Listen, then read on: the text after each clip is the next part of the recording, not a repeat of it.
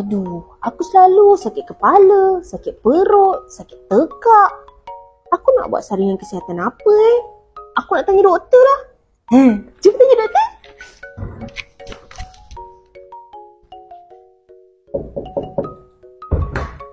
Doktor. Ya. Saya nak tanya boleh? Apa yang runsing sangat ni?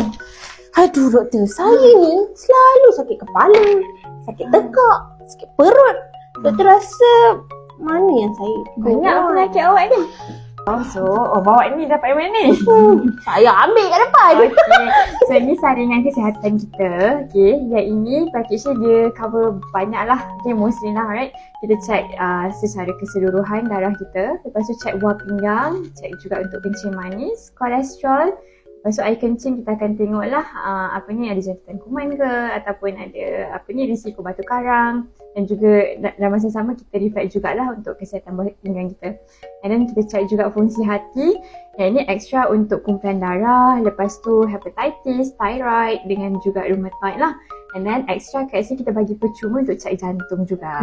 Ada percuma. Saya suka percuma ni doktor. Boleh lah, jom. Dalam family ada darah tinggi ke, kencing manis ke, sakit jantung? Kalau mak saya darah tinggi lah, setiap kali saya buat hal dia naik darah tinggi dia. Memang lah.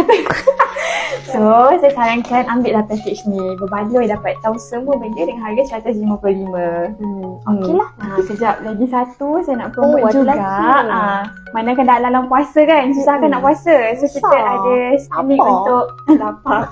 Screening untuk wanita jugalah, saringan kanser yang common dalam kalangan wanita. So tambah je lagi sikit dapat extra ujian. Dah kahwin ke belum? Dah doktor. Dah kahwin. Sebab dah kahwin, ajak husband buat sekali saringan kesihatan. Nak sihat tak nak sihat seorang-seorang je kan? Mesti nak husband sihat juga kan? Ajak dia buat sekali semua dan kita ada saringan kanser untuk lelaki juga. Alright, okay. InsyaAllah. Nanti promote lah dekat husband. Okay. Esok buat appointment. Okay. Macam datang InsyaAllah doktor. Hai, saya Paukia dari Poliklinik Medipi Mak Ampar. Di sini kami menawarkan pelbagai jenis saringan kesihatan sepertinya allergic screening yang bermula harga serendah RM330. Selain itu, kami juga menyediakan pakej saringan kesihatan bagi golongan dewasa yang berumur 35 tahun ke bawah dan 35 tahun ke atas. Kami juga menyediakan pakej saringan untuk kanser bagi lelaki dan wanita. Untuk lelaki kami charge RM285 dan untuk wanita kami charge RM295.